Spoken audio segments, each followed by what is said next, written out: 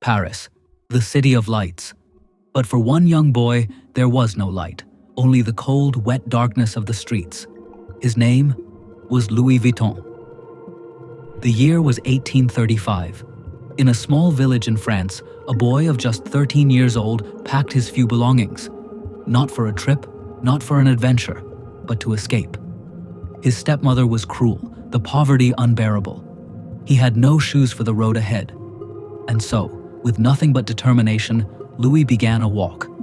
Not a short walk, a journey of over 400 kilometers to Paris, on foot.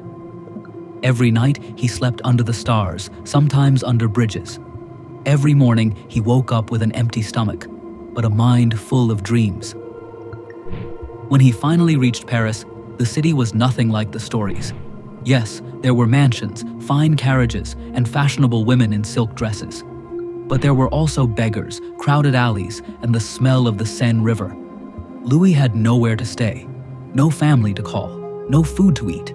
He was homeless. But he had one thing that no one could take away: skill with his hands. From his childhood, he loved crafting things, shaping materials, and creating beauty out of nothing. One day, fate brought him to the workshop of a famous trunk maker, Monsieur Maréchal. Back then, traveling was the luxury of the rich, and every rich traveler needed trunks. Not just for clothes, but for status. Louis offered to work for free, just to learn. His precision, his patience, and his obsession with perfection made him stand out. Soon, the young homeless boy was no longer a boy on the street.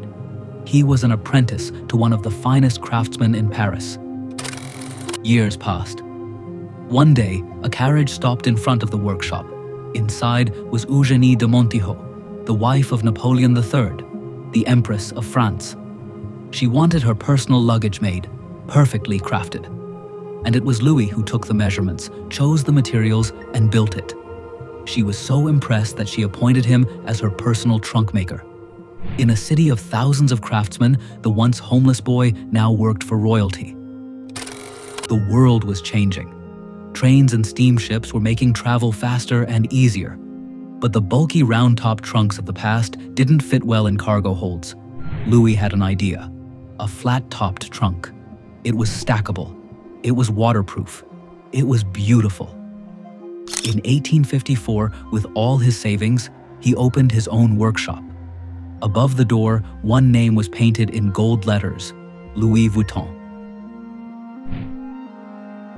The trunks became a sensation. The elite of Paris, London, and New York wanted them. Every stitch, every lock, every detail was perfect. Louis knew he wasn't just selling a trunk, he was selling a dream of elegance, travel, and prestige. But success didn't come without enemies. Competitors copied his designs. Thieves forged his name. Louis fought back, creating the famous checkered damier pattern to stop counterfeiting. By the time Louis passed away in 1892, his name wasn't just a name. It was a symbol of craftsmanship, luxury, and the belief that no matter how poor you are, you can shape your own destiny. Today, the 55 monogram shines in cities across the globe. But it all began with a homeless boy walking hundreds of miles with nothing but a dream. When you see the Louis Vuitton logo, remember, it's not just fashion. It's the story of a boy who had nothing and built everything.